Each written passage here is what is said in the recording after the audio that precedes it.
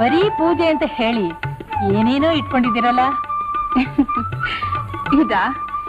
ಇದು ಇವರ ವಂಶ ಪರಂಪರೆಯಿಂದ ನಡ್ಕೊಂಡು ಬಂದಿರೋ ಪದ್ಧತಿ.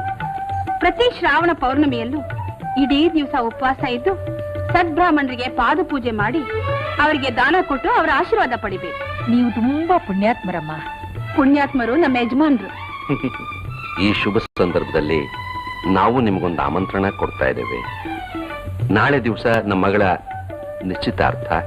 ತಾವು ದಂಪತಿಗಳು ಬಂದು ಆ ಶುಭ ಕಾರ್ಯ ನೆರವೇರಿಸಿಕೊಡ್ಬೇಕು. ಓಹೋ, ನಾವಿಲ್ದೇನೆ ಈ ಊರಿನಲ್ಲಿ ಶುಭ ಕಾರ್ಯ ಹೇಗ್ ನಡೆಯಕ್ ಸಾಧ್ಯ? ಖಂಡಿತ ಬರ್ತೀವಿ.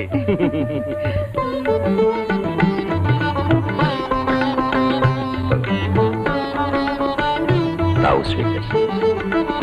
ಅಪ್ಪ, ನೀವೇನೋ ಸೇರ್ಕೊಂಡು ನಿಶ್ಚಿತಾರ್ಥ ಮುಗಿಸ್ಬಿಟ್ರಿ. ಆದ್ರೆ ಹುಡುಗ ಹುಡುಗಿ ಅಭಿಪ್ರಾಯ ಏನು ಅಂತ ಕೇಳಲೇ ಇಲ್ವಲ್ಲ?